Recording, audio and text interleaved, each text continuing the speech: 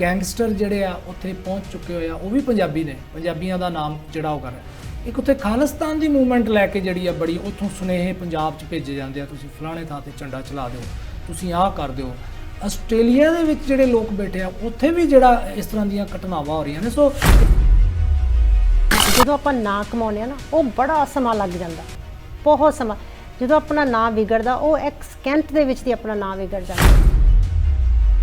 ਜਦੋਂ ਤੁਸੀਂ ਇੱਥੋਂ ਗਏ ਹੋ, ਤੁਸੀਂ ਬਚਪਨ 'ਚ ਚਲੇ ਗਏ, ਬਹੁਤੇ ਬਚਪਨ ਦੀਆਂ ਯਾਦਾਂ ਤਾਂ ਨਹੀਂ ਹੁੰਦੀਆਂ, ਪਰ ਜਦੋਂ ਤੁਸੀਂ ਇੱਥੋਂ ਗਏ ਤੁਹਾਨੂੰ ਆਪਣੇ ਪਿੰਡ ਦਾ ਵੀ ਪਤਾ ਹੋਊਗਾ, ਉੱਥੇ ਜਾ ਕੇ ਰਹੇ ਤੁਸੀਂ।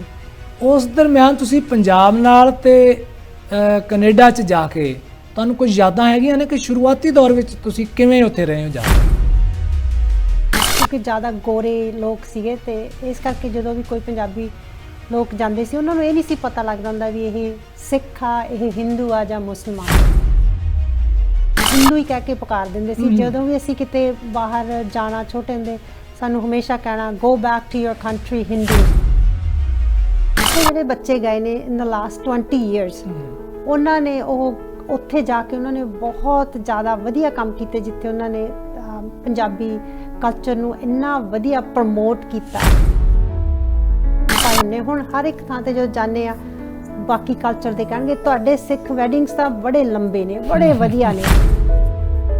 ਵਲੰਟੀਅਰ ਜਿਹੜੇ ਹੁੰਦੇ ਨੇ ਨਾ, ਜਦੋਂ ਕਿਤੇ ਬਾਹਰ ਨਿਕਲਣਾ ਪੈਂਦਾ, ਪੱਲਿਓਂ ਖਰਚ ਕਰਨਾ ਪੈਂਦਾ, ਟਾਈਮ ਵੇਸਟ ਕਰਨਾ ਪੈਂਦਾ, ਘਰ ਬੱਚਿਆਂ ਨੂੰ, ਹਸਬੈਂਡ ਨੂੰ, ਪੇਰੈਂਟਸ ਨੂੰ ਇਗਨੋਰ ਕਰਨਾ ਪੈਂਦਾ, ਉਹ ਕਿਵੇਂ ਮੈਨੇਜ ਕਰਦੇ ਸੀ? ਕਦੇ ਘਰੋਂ ਸ਼ਿਕਾਇਤ ਕਦੇ ਤਾਂ ਹੋਈ ਹੋਏਗੀ ਕਿ ਤੁਸੀਂ ਬਹੁਤ ਟਾਈਮ ਬਾਹਰ ਦਿੰਦੇ ਹੋ, ਬੱਚਿਆਂ ਦਾ ਵੀ ਧਿਆਨ ਰੱਖੋ। ਹਾਂਜੀ, ਆਪਾਂ ਇੱਥੇ ਲੋਕਾਂ ਦੀ ਸੇਵਾ ਥੋੜਾ ਕਰਨ ਆਏ, ਆਪਾਂ ਤਾਂ ਕਮਾਉਣ ਆਏ।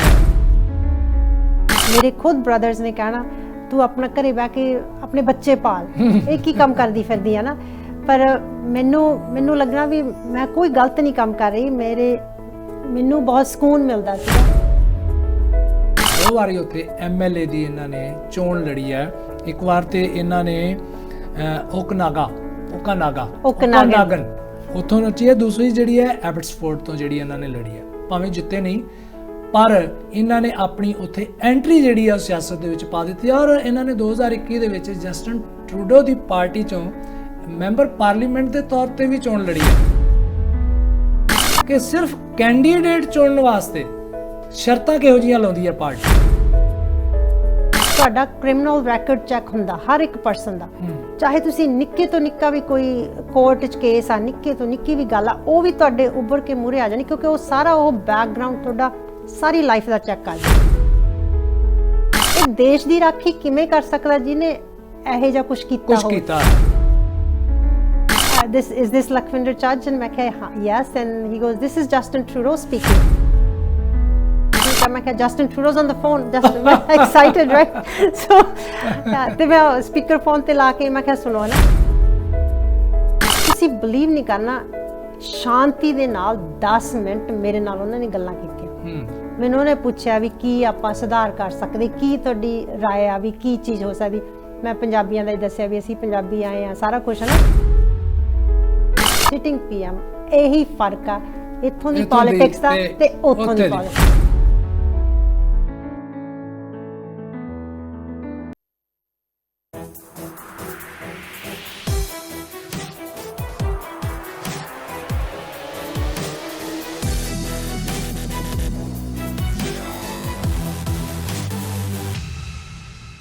ਪ੍ਰੋਗਰਾਮ ਦਸਤਕ ਦੇ ਵਿੱਚ ਤੁਹਾਡਾ ਸਾਰਿਆਂ ਦਾ ਸਵਾਗਤ ਹੈ।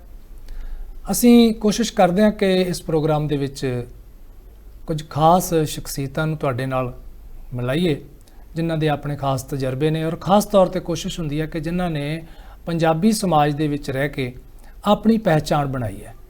ਔਰ ਅੱਜ ਅਸੀਂ ਮੁਲਾਕਾਤ ਕਰਾ ਰਹੇ ਹਾਂ ਸ਼੍ਰੀਮਤੀ ਲਖਵਿੰਦਰ ਕੌਰ ਚੱਜ ਹੋਣਾ ਨਾਲ, ਜੋ ਕਿ ਅੱਜ ਕੱਲ੍ਹ ਤੇ ਕੈਨੇਡਾ ਦੇ ਵਿੱਚ ਨੇ, ਐਬਟਸਫੋਰਡ ਵਿੱਚ, ਬ੍ਰਿਟਿਸ਼ ਕੋਲੰਬੀਆ ਕੈਨੇਡਾ ਦੀ ਜੋ ਇੱਕ ਰਿਆਸਤ ਹੈ, ਸਟੇਟ ਹੈ। ਲੇਕਿਨ ਪਿਛੋਕੜ ਉਹਨਾਂ ਦਾ ਜ਼ਿਲ੍ਹਾ ਮੋਗੇ ਦਾ, ਪਿੰਡ ਉਹਨਾਂ ਦਾ ਸੋਸਣ, ਡਰੋਲੀ ਭਾਈ ਜਿਹੜੀ ਆ ਉਹਦੇ ਕੋਲੇ ਪਿੰਡ ਹੈ ਇਹਨਾਂ ਦਾ। ਪਿਛਲੇ ਕਾਫੀ ਲੰਬੇ ਸਮੇਂ ਤੋਂ 1975-76 ਦੇ ਦੌਰਾਨ ਇਹਨਾਂ ਦਾ ਪਰਿਵਾਰ ਉੱਥੇ ਚਲਿਆ ਗਿਆ, ਇਹ ਆਪ ਵੀ ਉੱਥੇ ਚਲੇ ਗਏ, ਉੱਥੇ ਹੀ ਪੜ੍ਹੇ, ਉੱਥੇ ਹੀ ਰਹਿ ਕੇ ਇਹਨਾਂ ਨੇ ਜ਼ਿੰਦਗੀ ਦੇ ਕਈ ਸ਼ੋਬਿਆਂ ਦੇ ਵਿੱਚ ਕੰਮ ਕੀਤਾ। ਉੱਥੇ ਹੀ ਇਹਨਾਂ ਦੀ 1985 ਦੇ ਵਿੱਚ ਅਮਰਜੀਤ ਸਿੰਘ ਚੱਜ ਹੋਣਾ ਨਾਲ ਸ਼ਾਦੀ ਹੋਈ, ਜੋ ਕਿ ਲੁਧਿਆਣੇ ਦੇ ਰਹਿਣ ਵਾਲੇ ਨੇ, ਬਸੈਮੀ ਦੇ। ਔਰ ਇਸੇ ਸਮੇਂ ਦੌਰਾਨ ਇਹਨਾਂ ਨੇ ਜਿੱਥੇ ਆਪਣੇ ਪਰਿਵਾਰ ਨੂੰ ਪਾਲਿਆ, ਇੱਕ ਪਰਿਵਾਰ ਦੇ ਵਿੱਚ ਪਹਿਚਾਣ ਬਣਾਈ, ਨਾਲ ਦੀ ਨਾਲ ਇਹਨਾਂ ਨੇ ਆਪਣੇ ਆਪ ਨੂੰ ਸੋਸ਼ਲ ਐਕਟਿਵਿਸਟ ਦੇ ਤੌਰ ਤੇ, ਵਲੰਟੀਅਰ ਤੌਰ ਤੇ ਉੱਥੇ ਕੰਮ ਕੀਤਾ।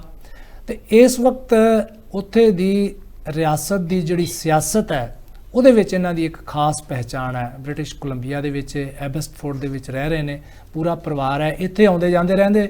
ਔਰ ਹੁਣ ਇਸ ਵਕਤ ਵਿਸ਼ੇਸ਼ ਤੌਰ ਤੇ ਆਏ ਤੇ ਇੱਥੇ ਅਸੀਂ ਇਹਨਾਂ ਨੂੰ ਅੱਜ ਸੱਦਾ ਦਿੱਤਾ। ਮੈਡਮ, ਅਸੀਂ ਤੁਹਾਨੂੰ ਸਾਡੇ ਪ੍ਰੋਗਰਾਮ ਦੇ ਵਿੱਚ ਜੀ ਆਇਆਂ ਕਹਿੰਦੇ ਹਾਂ। ਸਤਿ ਸ਼੍ਰੀ ਅਕਾਲ ਜੀ, ਤੁਹਾਡਾ ਤੇ ਤੁਹਾਡੇ ਸਾਰੇ ਲਿਸਨਰਸ ਦਾ, ਵਾਚਰਸ ਦਾ। Amarjeet, thank you. ਸਾਡੇ ਬਹੁਤ ਸਾਰੇ ਪੰਜਾਬੀ ਬੜੇ ਲੰਮੇ ਸਮੇਂ ਤੋਂ, ਅਸੀਂ ਕਹਿ ਸਕਦੇ ਹਾਂ ਕਿ 20ਵੀਂ ਸਦੀ ਦੇ ਸ਼ੁਰੂਆਤ ਤੋਂ ਉੱਥੇ ਪਹੁੰਚਣੇ ਸ਼ੁਰੂ ਹੋਏ ਆ।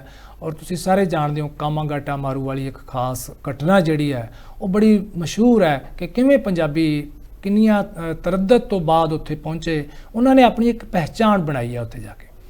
ਔਰ ਬਹੁਤ ਸਾਰਿਆਂ ਨੇ ਤਾਂ ਆਪਣੇ ਉੱਥੇ ਨਾਮ ਵੀ ਬਣਾਏ ਆ ਜਾ ਕੇ, ਉਹਨਾਂ ਦੇ ਵਿੱਚ ਬਹੁਤ ਨੇ। ਪਰ ਮੈਡਮ ਬਾਰੇ ਤੁਹਾਨੂੰ ਮੈਂ ਦੱਸਾਂ, ਲਖਵਿੰਦਰ ਜੀ ਬਾਰੇ, ਕਿ ਫੈਡਰਲ ਗਵਰਨਮੈਂਟ ਕੈਨੇਡਾ ਦੀ ਉੱਥੇ ਬਹੁਤ ਸਾਰੇ ਇਨਾਮ ਦਿੰਦੀ ਹੈ ਖਾਸ ਤੌਰ ਤੇ। ਔਰ ਇਹਨਾਂ ਨੂੰ ਫੈਡਰਲ ਗਵਰਨਮੈਂਟ ਵੱਲੋਂ 2002 ਦੇ ਵਿੱਚ ਸਿਟੀਜ਼ਨਸ਼ਿਪ ਐਂਡ ਇਮੀਗ੍ਰੇਸ਼ਨ ਅਵਾਰਡ, ਜਿਹੜਾ ਬਹੁਤ ਵੱਡਾ ਅਵਾਰਡ ਹੈ, ਉਹ ਦਿੱਤਾ ਜਾਂਦਾ। ਔਰ ਬੜੇ ਥੋੜ੍ਹੇ ਜਿਹੇ ਲੋਕਾਂ ਨੂੰ ਉਹ ਦਿੱਤਾ ਜਾਂਦਾ, ਉਹ ਇਹਨਾਂ ਨੂੰ ਮਿਲਿਆ। ਇਸ ਤੋਂ ਇਲਾਵਾ ਚੈਂਬਰ ਆਫ ਕਮਰਸ ਦੇ ਵਿੱਚੋਂ ਇਹਨਾਂ ਨੂੰ ਇਨਾਮ ਮਿਲੇ ਨੇ। ਹੋਰ ਇਹਨਾਂ ਨੂੰ ਬਹੁਤ ਸਾਰੇ, ਮੈਂ ਗਿਣਾਉਣ ਲੱਗ ਪਾਂ ਤੇ ਬੜਾ ਲੰਮਾ ਸਮਾਂ ਲੱਗੇਗਾ, ਪਰ ਇਹ ਕਿ ਬਹੁਤ ਹੀ ਉੱਥੇ ਜਾਣੀ ਪਹਿਚਾਣੀ ਸ਼ਖਸੀਅਤ ਨੇ। ਮੈਡਮ, ਅਸੀਂ ਸਭ ਤੋਂ ਪਹਿਲਾਂ ਤਾਂ ਇਹ ਜਾਣਨਾ ਚਾਹਾਂਗੇ ਕਿ ਜਦੋਂ ਤੁਸੀਂ ਇੱਥੋਂ ਗਏ ਹੋ, ਤੁਸੀਂ ਬਚਪਨ 'ਚ ਚਲੇ ਗਏ, ਬਹੁਤੇ ਬਚਪਨ ਦੀਆਂ ਯਾਦਾਂ ਤਾਂ ਨਹੀਂ ਹੁੰਦੀਆਂ, ਪਰ ਜਦੋਂ ਤੁਸੀਂ ਇੱਥੋਂ ਗਏ ਤੁਹਾਨੂੰ ਆਪਣੇ ਪਿੰਡ ਦਾ ਵੀ ਪਤਾ ਹੋਊਗਾ, ਉੱਥੇ ਜਾ ਕੇ ਰਹੇ ਤੁਸੀਂ। ਉਸ ਦਰਮਿਆਨ ਤੁਸੀਂ ਪੰਜਾਬ ਨਾਲ ਤੇ ਕੈਨੇਡਾ 'ਚ ਜਾ ਕੇ ਤੁਹਾਨੂੰ ਕੁਝ ਯਾਦਾਂ ਹੈਗੀਆਂ ਨੇ ਕਿ ਸ਼ੁਰੂਆਤੀ ਦੌਰ ਵਿੱਚ ਤੁਸੀਂ ਕਿਵੇਂ ਉੱਥੇ ਰਹੇ ਹੋ ਜਾ ਕੇ? ਹਾਂਜੀ, ਜਦੋਂ ਅਸੀਂ ਪਹਿਲਾਂ 1976 ਦੇ ਵਿੱਚ ਉੱਥੇ ਕੈਨੇਡਾ ਵਿੱਚ ਮਿਸ਼ਨ ਸਿਟੀ ਹੈ ਸਾਡੇ ਛੋਟੀ ਜੀ, ਜਿੱਥੇ ਜ਼ਿਆਦਾ ਪੰਜਾਬੀ ਵਸਦੇ ਸੀ ਉਸ ਟਾਈਮ, ਉੱਥੇ ਅਸੀਂ ਗਏ। ਉਦੋਂ ਉਸ ਟਾਈਮ ਮਾਹੌਲ ਬੜਾ ਵੱਖਰਾ ਸੀਗਾ ਉੱਥੇ, ਕਿਉਂਕਿ ਜ਼ਿਆਦਾ ਗੋਰੇ ਲੋਕ ਸੀਗੇ ਤੇ ਇਸ ਕਰਕੇ ਜਦੋਂ ਵੀ ਕੋਈ ਪੰਜਾਬੀ ਲੋਕ ਜਾਂਦੇ ਸੀ ਉਹਨਾਂ ਨੂੰ ਇਹ ਨਹੀਂ ਸੀ ਪਤਾ ਲੱਗਦਾ ਹੁੰਦਾ ਵੀ ਇਹ ਸਿੱਖ ਆ, ਇਹ ਹਿੰਦੂ ਆ ਜਾਂ ਮੁਸਲਮਾਨ ਆ। ਸੋ ਉਹ ਸਾਰਿਆਂ ਨੂੰ ਹਿੰਦੂ ਹੀ ਕਹਿ ਕੇ ਪੁਕਾਰ ਦਿੰਦੇ ਸੀ। ਜਦੋਂ ਵੀ ਅਸੀਂ ਕਿਤੇ ਬਾਹਰ ਜਾਣਾ, ਛੋਟੇ ਹੁੰਦੇ ਸਾਨੂੰ ਹਮੇਸ਼ਾ ਕਹਿਣਾ go back to your country Hindus. ਉਹਨਾਂ ਨੇ ਹਮੇਸ਼ਾ ਹੌਲੀ, ਇਹ ਇੱਕ ਕਾਮਨ, ਇੱਕ ਕਾਫੀ ਮਸ਼ਹੂਰ ਗੱਲ ਸੀਗੀ, ਜਿਹੜਾ ਜਦੋਂ ਵੀ ਅਸੀਂ ਜਾਣਾ ਸਾਨੂੰ ਇੱਕ ਅੱਧੀ ਵਾਰ ਤਾਂ ਕੋਈ ਨਾ ਕੋਈ ਸਿਰ ਫਿਰਿਆ ਇਨਸਾਨ ਜਿਹਨੂੰ ਲੱਗਦਾ ਸੀ ਵੀ ਸਾਡੀ ਕੰਟਰੀ ਦੇ ਵਿੱਚ ਬਾਹਰੋਂ ਲੋਕ ਆ ਕੇ ਟੇਕ ਓਵਰ ਕਰ ਰਹੇ, ਸਾਡੀ ਜੌਬਸ ਨੂੰ ਖਤਰਾ ਹੋ ਰਿਹਾ। ਤੇ ਉਦੋਂ ਤਾਂ ਨਾਲੇ ਅਸੀਂ ਬੜਾ ਛੋਟਾ ਪਰਸੈਂਟੇਜ ਸੀ ਜਿਹੜੇ ਉੱਥੇ ਗਏ ਸੀ, ਪਰ ਟਾਈਮ ਪਾ ਕੇ ਹੁਣ ਇਸ ਵਕਤ ਸਭ ਨੂੰ ਪਤਾ ਵੀ ਸਿੱਖ ਕੌਣ ਨੇ। ਆਇਡੈਂਟੀਟੀ ਪੂਰੀ ਆਇਡੈਂਟੀਫਾਈ ਹੋ ਗਈ ਆ। ਦਸਤਾਰ ਸਜਾਈ ਹੋਈ ਸਾਡੇ ਸਿੱਖਾਂ ਦੀ, ਹੁਣ ਦਸਤਾਰਾਂ ਬਹੁਤ ਨੇ, ਬਹੁਤ ਜ਼ਿਆਦਾ। ਗੱਲ ਆਇਡੈਂਟੀਟੀ ਦੀ ਕੀਤੀ ਹੈ, 9/11 ਦੇ ਵਿੱਚ ਵੀ ਕੋਈ ਲੱਗਿਆ ਉਦੋਂ ਜਦੋਂ ਅਟੈਕ ਹੋਇਆ ਵਰਲਡ ਟ੍ਰੇਡ ਸੈਂਟਰ ਤੇ, ਉਸ ਵਕਤ ਸਿੱਖਾਂ ਨੇ ਉੱਥੇ ਕੁਝ ਫੀਲ ਕੀਤਾ ਕਿਉਂਕਿ ਆਇਡੈਂਟੀਟੀ ਜਿਹੜੀ ਆ ਮੁਸਲਮਾਨਾਂ ਦੇ ਨਾਲ ਬੜੀ ਮਿਲਦੀ ਸੀ। ਔਰ ਪਤਾ ਲੱਗਿਆ ਕਿ ਜਿਹੜਾ ਪਹਿਲਾ ਹੇਟ ਕ੍ਰਾਈਮ ਵੀ ਹੋਇਆ ਉਹ ਵੀ ਇੱਕ ਸਿੱਖ ਨਾਲ ਹੀ ਅਮਰੀਕਾ ਦੇ ਵਿੱਚ ਹੋਇਆ ਸੀਗਾ, ਮੁਸਲਮਾਨ ਸਮਝ ਕੇ ਉਹਨੂੰ ਅਟੈਕ ਕੀਤਾ ਗਿਆ ਜੀ। ਇਹੀ ਆਇਡੈਂਟੀਟੀ ਆਪਦੀ ਨੂੰ ਪਹਿਚਾਨ ਕਰਾਉਣਾ, ਆਪਾਂ ਕੀ ਆ, ਕਿੱਥੋਂ ਆਏ ਆ, ਇਹ ਟਾਈਮ ਬਹੁਤ ਲੱਗਿਆ। ਪਰ ਹੁਣ ਸਾਨੂੰ ਬਹੁਤ ਖੁਸ਼ੀ ਹੈ ਵੀ ਅਸੀਂ ਆਪਣੇ ਆਪ ਨੂੰ ਇੱਕ ਸਿੱਖ ਕੌਮ ਨਾਲ ਜੋੜ ਸਕਦੇ ਹਾਂ। ਜਿਹੜੇ ਦਸਤਾਰ, ਕਿਉਂਕਿ ਹੁਣ ਇੱਥੋਂ ਜਿਹੜੇ ਬੱਚੇ ਗਏ ਨੇ ਇਨ ਦ ਲਾਸਟ 20 years, ਉਹਨਾਂ ਨੇ ਉਹ ਉੱਥੇ ਜਾ ਕੇ ਉਹਨਾਂ ਨੇ ਬਹੁਤ ਜ਼ਿਆਦਾ ਵਧੀਆ ਕੰਮ ਕੀਤੇ, ਜਿੱਥੇ ਉਹਨਾਂ ਨੇ ਪੰਜਾਬੀ ਕਲਚਰ ਨੂੰ ਇੰਨਾ ਵਧੀਆ ਪ੍ਰਮੋਟ ਕੀਤਾ।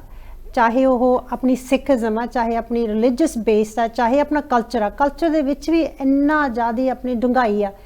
ਚਾਹੇ ਉਹ ਵਿਆਹ ਸ਼ਾਦੀਆਂ ਹੋਣ, ਚਾਹੇ ਰਸਮ ਰਿਵਾਜ ਹੋਣ, ਕਿਉਂਕਿ ਆਪਾਂ ਉਸ ਨਾਲ ਜੁੜੇ ਆ, ਉਸ ਨਾਲ ਫਿਰ ਆਪਾਂ ਆਇਡੈਂਟੀਫਾਈ ਹੁੰਦੇ। ਹੁਣ ਹਰ ਇੱਕ ਥਾਂ ਤੇ ਜਦੋਂ ਜਾਂਦੇ ਆ, ਬਾਕੀ ਕਲਚਰ ਦੇ ਕਹਿਣਗੇ ਤੁਹਾਡੇ ਸਿੱਖ ਵੈਡਿੰਗਸ ਤਾਂ ਬੜੇ ਲੰਬੇ ਨੇ, ਬੜੇ ਵਧੀਆ ਨੇ, ਕਿਉਂਕਿ ਅਸੀਂ ਜੋ ਵੀ ਕੰਮ ਕਰਦੇ ਅਸੀਂ ਵੱਡੇ ਦਿਲ ਨਾਲ। ਤੁਸੀਂ ਗੱਲ ਕੀਤੀ ਹੈ ਕਿ ਹਾਂਜੀ, ਪਿਕਚਰ ਬੜੀ ਆਇਡੈਂਟੀਟੀ ਜਿਹੜੀ ਬਣਾਈ ਆ ਜਾ ਕੇ ਇਸ ਸਮੇਂ ਦੇ ਦੌਰਾਨ। ਵਾਕਈ ਪੰਜਾਬੀਆਂ ਨੇ ਬਹੁਤ ਕੰਮ ਕੀਤਾ ਉੱਥੇ ਜਾ ਕੇ, ਜਿੱਥੇ ਵੀ ਗਏ ਆ।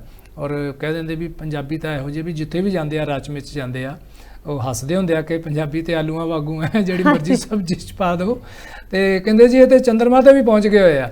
ਹਾਂਜੀ ਹਾਂਜੀ। ਖੈਰ ਪੰਜਾਬੀਆਂ ਦੇ ਜਿੱਥੇ ਪੰਜਾਬੀਆਂ ਨੇ ਬਹੁਤ ਨਾਮਨਾ ਖਟਿਆ ਨਾ, ਹੁਣ ਇਹਨਾਂ ਦਿਨਾਂ ਦੇ ਵਿੱਚ ਕੁਝ ਮਾੜੀਆਂ ਖਬਰਾਂ ਵੀ ਉੱਥੋਂ ਆਉਂਦੀਆਂ, ਉਹਦੀ ਵੀ ਗੱਲ ਕਰਾਂਗੇ। ਹਾਂਜੀ। ਤੁਸੀਂ ਉੱਥੇ ਜਾ ਕੇ ਆਪਣੀ ਆਇਡੈਂਟੀਟੀ ਬਣਾਈ as a volunteer, social activist, ਇਸ ਪਾਸੇ ਕਿਵੇਂ ਆਏ? ਕਿਉਂਕਿ ਬਹੁਤੇ ਪੰਜਾਬੀ ਜਿਹੜੇ ਜਾਂਦੇ ਸਾਡੇ, ਅਸੀਂ ਜਿੰਨੇ ਵੀ ਮਾਈਗ੍ਰੇਸ਼ਨ ਹੁੰਦੀ ਆ ਬਾਕੀ ਕੰਟਰੀ 'ਚੋਂ, ਉਹਨਾਂ ਦਾ ਇੱਕੋ ਹੀ ਮੋਟਿਵ ਹੁੰਦਾ ਕਿ ਸੈੱਟ ਹੋਣਾ, PR ਲੈਣੀ, ਪੈਸੇ ਕਮਾਉਣੇ, ਪਿੱਛੇ ਭੇਜਣੇ। ਲੇਕਿਨ ਤੁਸੀਂ ਇਹਦੇ ਨਾਲ ਉੱਥੇ ਪੋਲੀਟੀਕਲੀ ਵੀ ਐਕਟਿਵ ਹੋ, ਸੋਸ਼ਲੀ ਵੀ ਐਕਟਿਵ ਹੋ, ਇਹਦਾ ਕੀ ਕਾਰਨ ਰਿਹਾ? ਕੀ ਕੋਈ ਇਸ ਤਰ੍ਹਾਂ ਦਾ ਕੋਈ ਚਾਂਸ ਬਣਿਆ? ਹਾਂਜੀ, ਕਿਉਂਕਿ ਮੈਂ ਉੱਥੇ ਛੋਟੀ ਹੁੰਦੀ ਚਲੀ ਗਈ ਸੀ, ਮੇਰੀ ਪਰਵਰਿਸ਼ ਕੈਨੇਡਾ ਦੇ ਵਿੱਚ ਹੀ ਹੋਈ ਆ, ਸੋ ਮੈਨੂੰ ਉੱਥੋਂ ਦੀ ਕੈਨੇਡੀਅਨ ਵੈਲਿਊਜ਼ ਨੇ ਵੀ ਅਪਣਾ ਲਿਆ। ਤੇ ਨਾਲ ਮੈਂ ਪੰਜਾਬੀ ਹੋਣ ਦੇ ਨਾਤੇ ਦੋਨੇ ਚੀਜ਼ਾਂ ਨੂੰ ਇਕੱਠਾ ਲੈ ਕੇ ਤੁਰੀ ਆਪਣੀ ਲਾਈਫ ਦੇ ਵਿੱਚ। ਮੈਂ ਜਦੋਂ ਅਸੀਂ ਪੰਟਿਕਟਨ ਓਕਨਾਗਨ ਦੇ ਵਿੱਚ ਰਹਿੰਦੇ ਸੀਗੇ, ਉੱਥੇ ਸਾਡੇ ਬੱਚਿਆਂ ਦਾ ਜਨਮ ਹੋਇਆ, ਅਸੀਂ ਆਪਣੀ ਲਾਈਫ ਉੱਥੇ ਐਸਟੈਬਲਿਸ਼ ਕੀਤੀ। ਉੱਥੇ ਫਿਰ ਮੈਨੂੰ ਹਮੇਸ਼ਾ ਸ਼ੁਰੂ ਤੋਂ ਹੀ ਹੁੰਦਾ ਸੀ ਵੀ ਮੈਂ ਵੋਲੰਟੀਅਰ ਕੰਮ ਕਰਾਂ। ਮੈਂ ਵੋਲੰਟੀਅਰ ਕੰਮ ਕਰਨ ਲੱਗ ਗਈ, ਕਿਤੇ ਵੀ ਕਿਸੇ ਨੂੰ ਜ਼ਰੂਰਤ ਹੁੰਦੀ ਸੀ ਸੇਵਾ ਮੈਂ ਕਰਦੀ ਸੀ ਹਮੇਸ਼ਾ। ਜਦੋਂ ਮੈਨੂੰ ਯਾਦ ਆ, ਜਦੋਂ ਮੈਨੂੰ ਪਹਿਲਾ ਅਵਾਰਡ ਮਿਲਿਆ, ਮੈਨੂੰ ਸਾਰੇ ਉੱਥੇ ਸਾਡੇ ਭਾਈਚਾਰੇ 'ਚ ਕਹਿਣ ਵੀ ਤੈਨੂੰ ਪੈਸੇ ਮਿਲਦੇ ਆ ਦੇ। ਮੈਂ ਕਿਹਾ ਨਹੀਂ, ਮੈਨੂੰ ਪੈਸੇ ਨਹੀਂ ਮਿਲਦੇ, ਕਿਉਂਕਿ ਹਰ ਇੱਕ ਚੀਜ਼ ਆਪਾਂ ਪੈਸੇ ਲਈ ਨਹੀਂ ਕਰਨੀ ਹੁੰਦੀ ਜ਼ਰੂਰੀ। ਪੈਸਾ ਤਾਂ ਆਪਾਂ ਕਮਾ ਸਕਦੇ ਹਾਂ, ਆਪਾਂ ਕੰਮ ਕਰ ਸਕਦੇ, 8 ਘੰਟੇ ਹੁੰਦੇ ਆਪਾਂ ਨੂੰ ਜੌਬ ਕਰਨ ਲਈ, ਆਪਾਂ ਉਹ ਕਮਾ ਸਕਦੇ ਹਾਂ। ਪਰ ਜਿਹੜਾ ਵੋਲੰਟੀਅਰ, ਇੱਕ ਵੀ ਇਨਸਾਨ ਦੇ ਵਾਸਤੇ ਤੁਸੀਂ ਕੋਈ ਚੰਗਾ ਕੰਮ ਕਰ ਦਿਓ ਤੇ ਉਹ ਤੁਹਾਨੂੰ ਕਹੇ ਵੀ ਮੇਰੀ ਜ਼ਿੰਦਗੀ ਬਦਲ ਗਈ ਕਿਉਂਕਿ ਤੁਸੀਂ ਮੇਰੀ ਜ਼ਿੰਦਗੀ ਦੇ ਵਿੱਚ ਕੁਝ ਚੰਗਾ ਮੇਰੇ ਵਾਸਤੇ ਫ੍ਰੀ ਜਾਂ ਕੁਝ ਆਏ, ਉਹ ਤੁਹਾਨੂੰ ਸਕੂਨ ਦਿੰਦਾ ਨਾ, ਉਹ ਤੁਸੀਂ ਲਫ਼ਜ਼ਾਂ ਦੇ ਵਿੱਚ ਤੁਸੀਂ ਬਿਆਨ ਨਹੀਂ ਕਰ ਸਕਦੇ। ਕਿਉਂਕਿ ਜਿਹੜੀ ਤੁਹਾਡੀ ਅੰਦਰ ਫੀਲਿੰਗ ਆ ਨਾ, ਤੁਸੀਂ ਚੰਗਾ ਕੰਮ ਕਰਕੇ, ਉਹ ਤੁਸੀਂ ਕਦੀ ਵੀ ਨਾ ਤੁਸੀਂ ਲਿਖ ਸਕਦੇ ਉਹਦੇ ਬਾਰੇ, ਨਾ ਤੁਸੀਂ ਬਿਆਨ ਕਰ ਸਕਦੇ ਹੋ।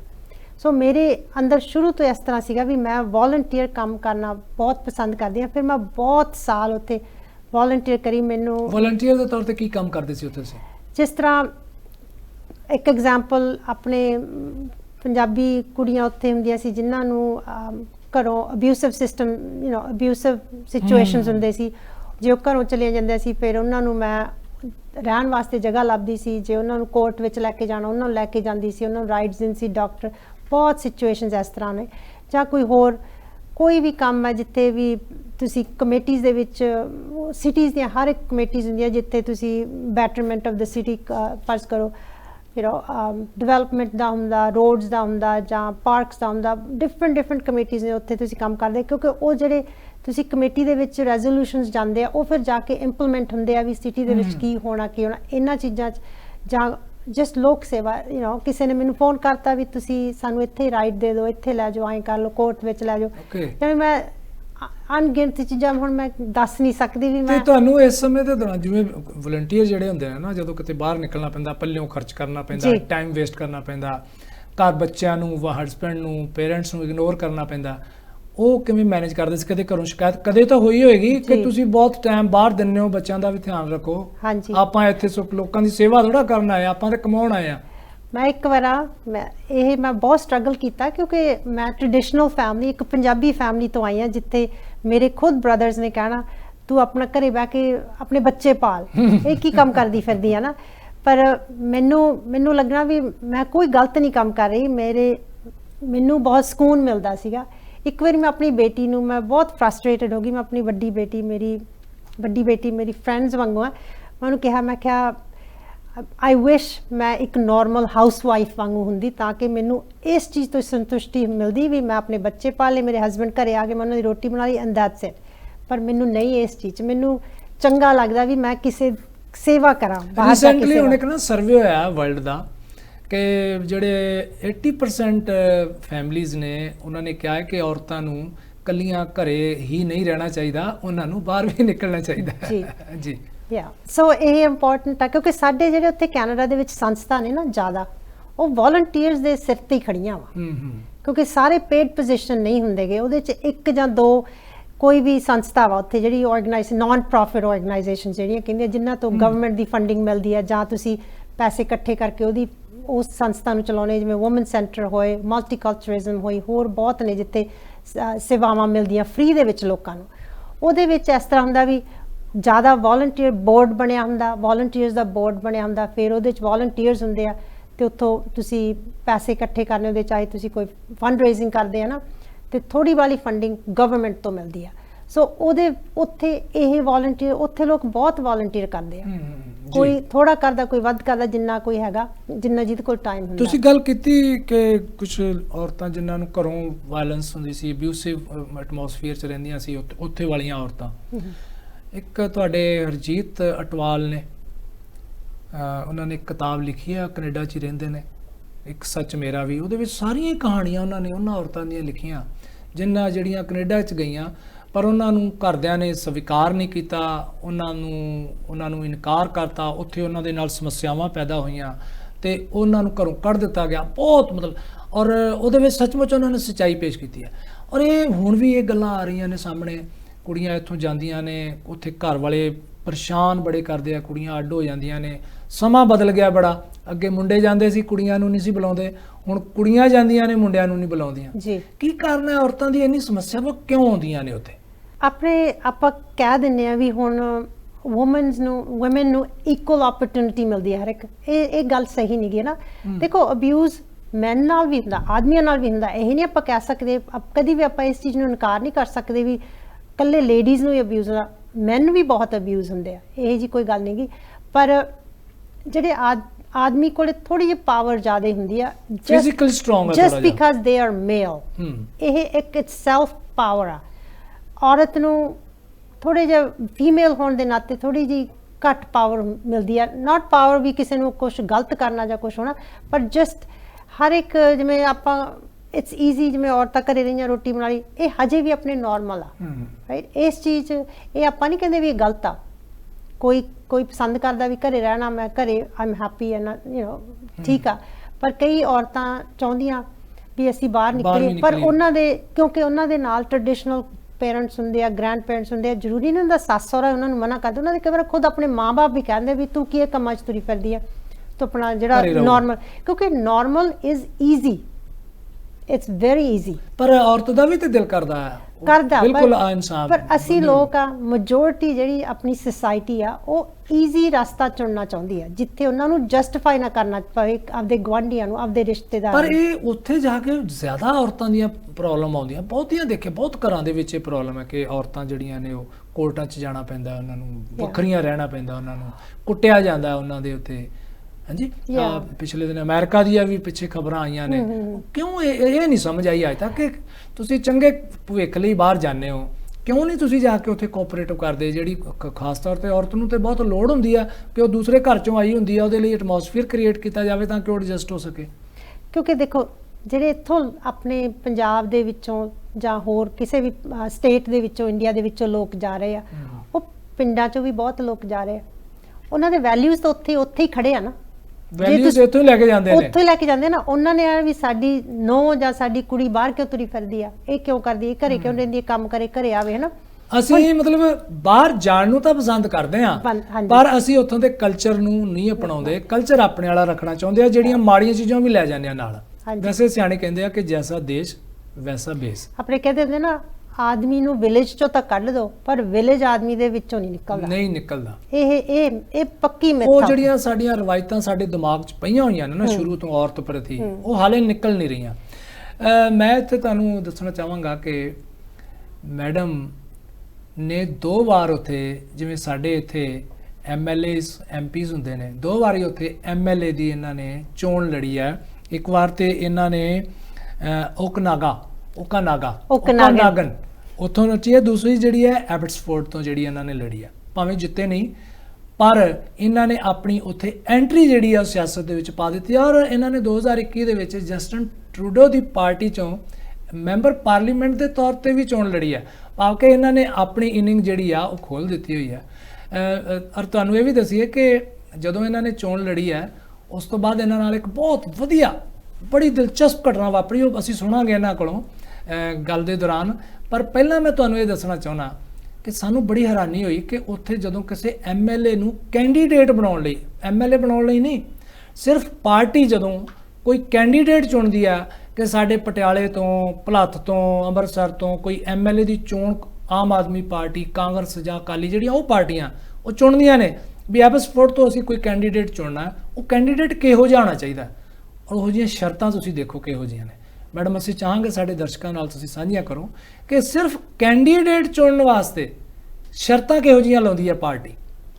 ਹਾਂਜੀ, ਜਦੋਂ ਕਿਸੇ ਕੈਂਡੀਡੇਟ ਨੇ ਕਿਸੇ ਵੀ ਪਾਰਟੀ ਨਾਲ ਆਪਣਾ ਨਾਂ ਜੋੜਨਾ ਜਾਂ ਰਨ ਕਰਨਾ ਚਾਹੁੰਦੇ ਆ ਇਲੈਕਸ਼ਨ ਵਾਸਤੇ, ਕਿਉਂਕਿ ਇੱਕ ਤੋਂ ਵੱਧ ਕਈ ਵਾਰ ਹੁੰਦੇ ਆ ਜਿਹੜੇ ਇੰਟਰਸਟਿਡ ਹੁੰਦੇ ਆ ਵੀ ਅਸੀਂ ਰਨ ਕਰਨਾ, ਜਿਹੜਾ ਸਿਸਟਮ ਇੱਥੋਂ ਆਪਣੇ ਪੰਜਾਬ ਦਾ ਜਾਂ ਇੰਡੀਆ ਦਾ, ਉੱਥੇ ਤਾਂ ਆ ਵੀ ਪਾਰਟੀ ਚੂਜ਼ ਕਰਦੀ ਆ ਵੀ ਅਸੀਂ ਕਿਹਨੂੰ ਉੱਥੇ ਰਨ ਕਰਾਉਣਾ। ਉੱਥੇ ਇਹ ਸਿਸਟਮ, ਇੱਥੇ ਲੋਕ ਚੂਜ਼ ਕਰਦੇ, ਉੱਥੇ ਮੈਂਬਰਸ਼ਿਪ ਪਾਰਟੀ ਦੀ ਭਰੀ ਜਾਂਦੀ ਆ। ਜਿਹੜੇ ਉਸ ਪਾਰਟੀ ਦੇ ਮੈਂਬਰ ਹੋ ਜਾਣ ਉਹਨਾਂ ਨੇ ਉਸ ਇਨਸਾਨ ਨੂੰ ਚੂਜ਼ ਕਰਨਾ ਵੋਟ ਪਾ ਕੇ, ਉਹ ਪਹਿਲਾਂ ਹੁੰਦਾ। ਪਰ ਉਸ ਤੋਂ ਵੀ ਪਹਿਲਾਂ ਪਾਰਟੀ ਨੇ ਤੁਹਾਨੂੰ ਐਕਸੈਪਟ ਕਰਨਾ ਵੀ ਅਸੀਂ ਤੁਹਾਨੂੰ ਉਸ ਥਾਂ ਤੇ ਪਹੁੰਚਣ ਦੇਵਾਂਗੇ ਕਿ ਨਹੀਂ। ਉਹ ਹੁੰਦਾ ਵਾ ਤੁਹਾਡਾ ਕ੍ਰਿਮੀਨਲ ਰੈਕੋਰਡ ਚੈੱਕ ਹੁੰਦਾ ਹਰ ਇੱਕ ਪਰਸਨ ਦਾ, ਚਾਹੇ ਤੁਸੀਂ ਨਿੱਕੇ ਤੋਂ ਨਿੱਕਾ ਵੀ ਕੋਈ ਕੋਰਟ 'ਚ ਕੇਸ ਆ, ਨਿੱਕੇ ਤੋਂ ਨਿੱਕੀ ਵੀ ਗੱਲ ਆ, ਉਹ ਵੀ ਤੁਹਾਡੇ ਉੱਭਰ ਕੇ ਮੂਹਰੇ ਆ ਜਾਣੀ, ਕਿਉਂਕਿ ਉਹ ਸਾਰਾ ਉਹ ਬੈਕਗਰਾਊਂਡ ਤੁਹਾਡਾ ਸਾਰੀ ਲਾਈਫ ਦਾ ਚੈੱਕ ਕਰਦੇ ਆ। ਤੇ ਜੇ ਉਹ ਤੁਹਾਡਾ ਕਲੀਅਰ ਨਹੀਂ ਹੁੰਦਾਗਾ, ਤੁਸੀਂ ਪਾਰਟੀ, ਕੋਈ ਵੀ ਪਾਰਟੀ ਉੱਥੇ ਤੁਹਾਨੂੰ ਉਦੋਂ ਨੈਕਸਟ ਸਟੈਪ ਤੇ ਜਾਣ ਨਹੀਂ ਦਿੰਦੇ। ਤੁਹਾਨੂੰ ਐਪਲੀਕੇਸ਼ਨ ਭਰ ਕੇ ਤੁਸੀਂ ਪਾ ਦਿੰਦੇ ਆ, ਫਿਰ ਉਹਨਾਂ ਨੇ ਤੁਹਾਨੂੰ 1.5 ਮਹੀਨਾ ਲਾਉਣਾ ਤੁਹਾਡਾ ਬੈਕਗਰਾਊਂਡ ਚੈੱਕ ਕਰਨਾ ਸਾਰਾ।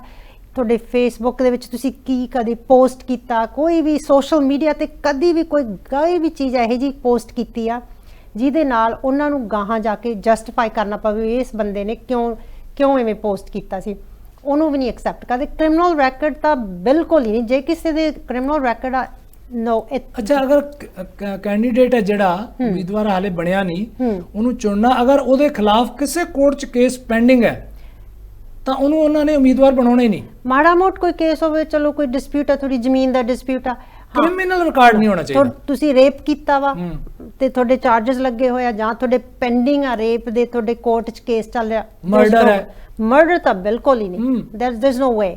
ਕੋਈ ਕਿਸੇ ਨਾਲ ਮਾਰ ਕਟਾਈ ਕੀਤੀ ਆ, ਕੋਈ ਵੀ ਇਹੋ ਜਿਹੀ ਕ੍ਰਿਮੀਨਲ ਜਿਹਦੇ ਤੇ ਕ੍ਰਿਮੀਨਲ ਚਾਰजेस ਤੁਹਾਡੇ ਪੈਂਡਿੰਗ ਹੈ ਜਾਂ ਲੱਗੇ, ਕੋਈ ਪਾਰਟੀ ਉਸ ਨੂੰ ਐਕਸੈਪਟ ਹੀ ਨਹੀਂ ਕਰਦੀ। ਉਹ ਕਹਿੰਦੇ ਨੋ, ਅਸੀਂ ਕਿਵੇਂ, ਜਿਹੜਾ ਪਰਸਨ ਦੇ ਉੱਤੇ ਆਲਰੇਡੀ ਇਹ ਦੇਸ਼ ਦੀ ਰਾਖੀ ਕਿਵੇਂ ਕਰ ਸਕਦਾ ਜਿਹਨੇ ਇਹੋ ਜਿਹਾ ਕੁਝ ਕੀਤਾ ਆ। ਔਰ ਸਾਡੇ ਪਿਛਲੇ ਸਾਲ ਲੋਕ ਸਭਾ ਦੇ ਵਿੱਚ ਰਿਪੋਰਟ ਪੇਸ਼ ਹੋਈ ਕਿ ਸਾਡੇ ਇੰਡੀਆ ਦੇ ਵਿੱਚ ਜਿਹੜੇ ਮੈਂਬਰ ਪਾਰਲੀਮੈਂਟਸ ਤੇ MLAs ਨੇ ਸਿਟਿੰਗ, ਉਹਨਾਂ ਦੇ 30% ਦੇ ਉੱਤੇ ਜਿਹੜੇ ਆ ਕੋਰਟ ਕੇਸਿਸ ਚੱਲਦੇ ਪਏ, ਕ੍ਰਿਮੀਨਲ ਕੇਸਿਸ ਚੱਲਦੇ ਪਏ ਆ, ਔਰ ਉਹ ਵਾਰ-ਵਾਰ MP MLA ਬਣਦੇ ਪਏ ਆ ਜੀ। ਔਰ ਤੁਸੀਂ ਦੇਖਿਆ ਹੋਣਾ ਕਿ ਸਾਡੇ ਪੰਜਾਬ 'ਚ ਵੀ ਜੇ ਤੁਸੀਂ ਦੇਖ ਲਓ ਕਿ ਤਕਰੀਬਨ ਬਹੁਤ ਸਾਰੇ ਜਿਹੜੇ ਸਿਟਿੰਗ MLAs ਨੇ ਉਹਨਾਂ ਤੇ ਕੇਸ ਹੈ ਜਿਹੜੇ ਇਸ ਵਕਤ ਜਾਂ ਪਿਛਲੀਆਂ ਸਰਕਾਰਾਂ ਦੇ ਨੇ, ਲੇਕਿਨ ਉਹ ਫਿਰ ਵਾਰ-ਵਾਰ ਜਿਹੜੇ ਬਣਦੇ ਪਏ ਆ। ਸੋ ਸਾਡੀ ਪੋਲਿਟਿਕਸ ਦੇ ਵਿੱਚੋਂ ਇਸ ਕਰਕੇ ਜਿਹੜੀਆਂ ਕਾਲੀਆਂ ਭੇਡਾਂ ਨਹੀਂ ਨਿਕਲ ਰਹੀਆਂ ਕਿ ਪਾਰਟੀਆਂ ਨੇ ਇਹੋ ਜਿਹੀਆਂ ਪਾਬੰਦੀਆਂ ਹੀ ਨਹੀਂ ਲਾਈਆਂ ਹੋਈਆਂ ਕਿ ਕੈਂਡੀਡੇਟ ਜਿਹਨੂੰ ਤੁਸੀਂ ਚੋਣ ਲੜਾਉਣਾ ਹੈ ਉਹਦਾ ਰਿਕਾਰਡ ਕੀ ਹੈ। ਦੇਖੋ ਸੋਸ਼ਲ ਮੀਡੀਆ ਤੇ ਵੀ ਅਗਰ ਕੈਨੇਡਾ ਦੇ ਵਿੱਚ ਕੋਈ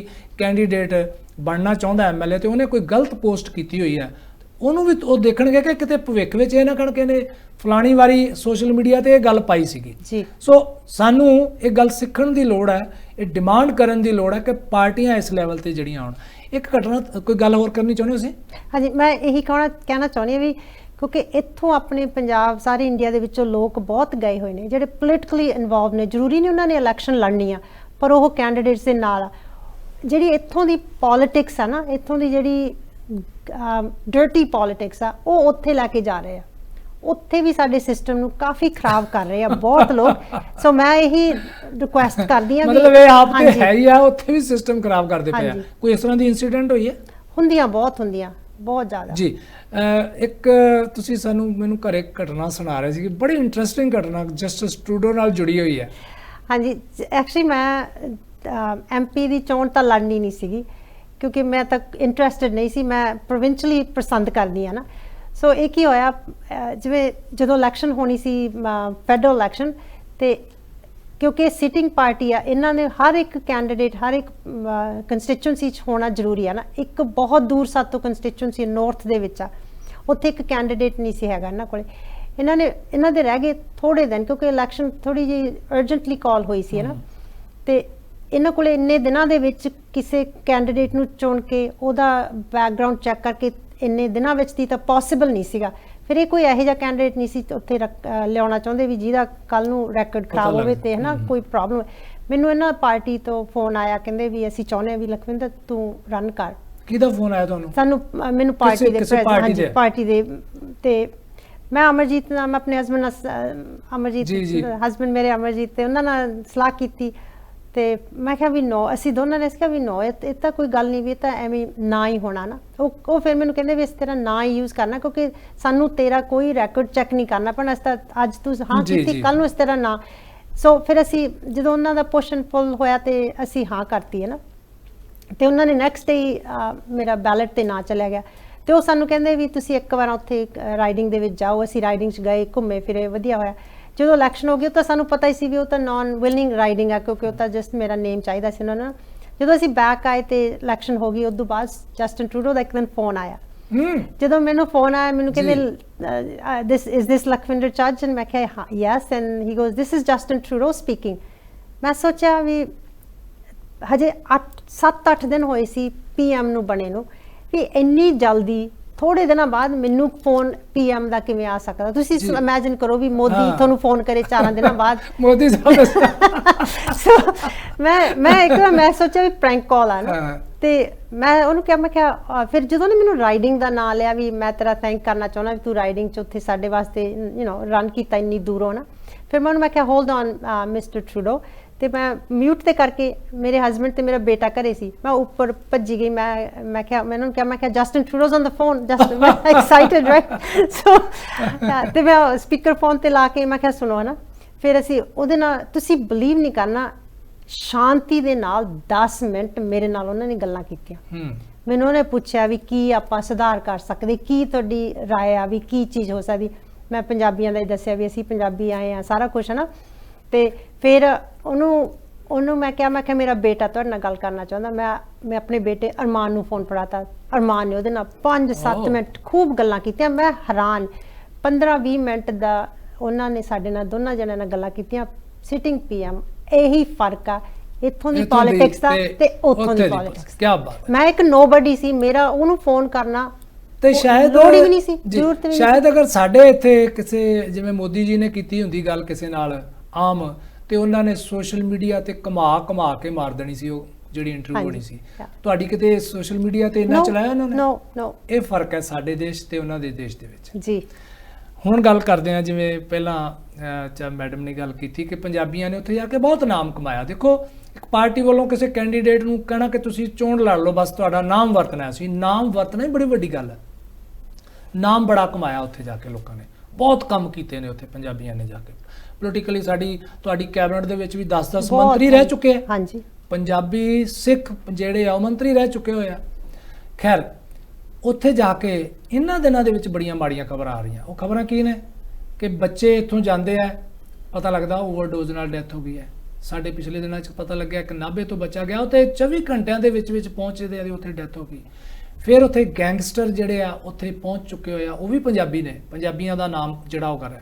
ਇੱਕ ਉੱਥੇ ਖਾਲਿਸਤਾਨ ਦੀ ਮੂਵਮੈਂਟ ਲੈ ਕੇ ਜਿਹੜੀ ਆ ਬੜੀ, ਉੱਥੋਂ ਸੁਨੇਹੇ ਪੰਜਾਬ 'ਚ ਭੇਜੇ ਜਾਂਦੇ ਆ, ਤੁਸੀਂ ਫਲਾਣੇ ਥਾਂ ਤੇ ਝੰਡਾ ਚਲਾ ਦਿਓ, ਤੁਸੀਂ ਆਹ ਕਰ ਦਿਓ।